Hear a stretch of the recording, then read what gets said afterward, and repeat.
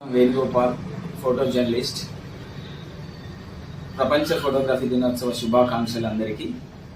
ఈ యొక్క ఫోటో జర్నలిస్ట్ని వండుకుంటూ జిల్లా స్థాయిలో, రాష్ట్ర స్థాయిలో ఈ 15 సంవత్సరాల్లో పలు అవార్డులు తీసుకోవడం జరిగింది.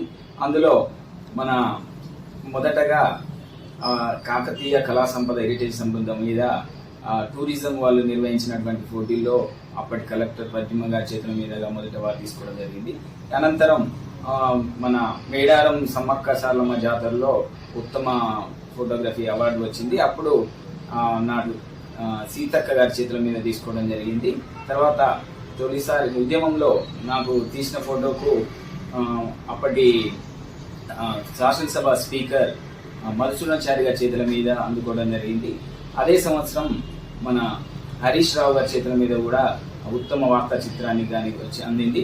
అలాగే తెలంగాణ గవర్నర్ జిష్ణుదేవ్ శర్మ గారి చేతుల మీద కూడా అవార్డు తీసుకోవడం జరిగింది. ఇటువంటి ప్రతిష్టాత్మక ఇచ్చిన పురస్కారాన్ని కూడా జనగాం జిల్లాలో మొదటగా అందించడం జరిగింది. అలాగే ఈ తెలంగాణ ఫోటో జర్నలిస్టులు ఉన్నటువంటి వాళ్ళు పేరు పెద్దగా ఉంటుంది, కానీ వారి యొక్క ఏమైనా తెల్లారి మనం తీసిన ఫోటోలను చూసుకొని సంతోషించడే తప్ప మన ఇళ్లలో మన వాళ్ళ కుటుంబాల్లో అంత చెప్పుకునే సంతోషాలు ఉండవు.